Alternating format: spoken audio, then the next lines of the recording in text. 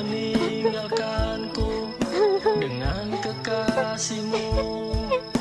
Salahkah aku mencintai diri? Ya, kita putus aja ya. Mulai hari ini lu jangan pernah ngontek gua lagi. Gua nggak tahu kenapa, tapi yang jelas lu udah berubah. Gea duduk di kamarnya, wajahnya masih sembab tangannya. Gemetar saat membuka WhatsApp dan membaca pesan dari Dot. Gea, kita putus ya. Mulai hari ini lu jangan ngontek gua lagi. Gua nggak tahu kenapa, tapi yang jelas lu udah berubah. Gea terdiam, dunia seolah berhenti berputar, napasnya tercekat dan air. Mata jatuh tanpa bisa dihentikan. Ia memeluk ponselnya erat, mencoba menahan sesak yang makin menyesakkan dada. Tangisannya pecah keras dan dalam sampai akhirnya tubuhnya melemas dan ia pingsan. Papa dan Mama Gea yang masih gelisah mendengar suara dari kamar.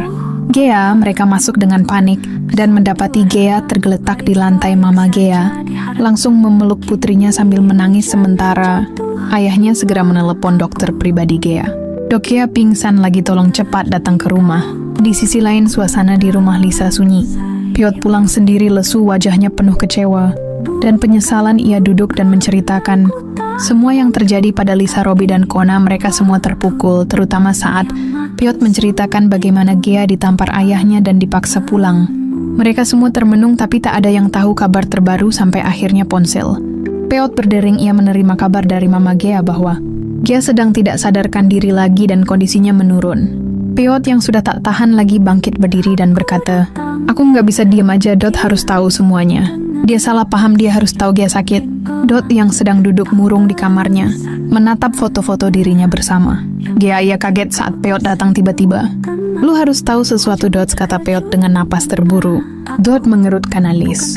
Piot langsung menceritakan semuanya, soal penyakit Gea, soal perjuangannya tetap datang di hari ulang tahun, soal kecelakaan, dan soal pingsannya.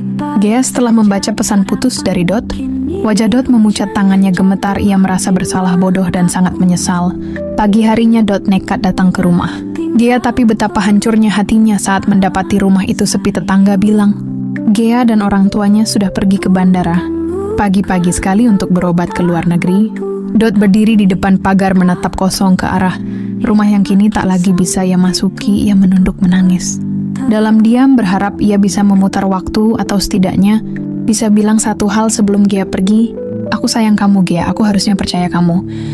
Wah guys, jujur ya, awalnya kelihatan manis niat Gea buat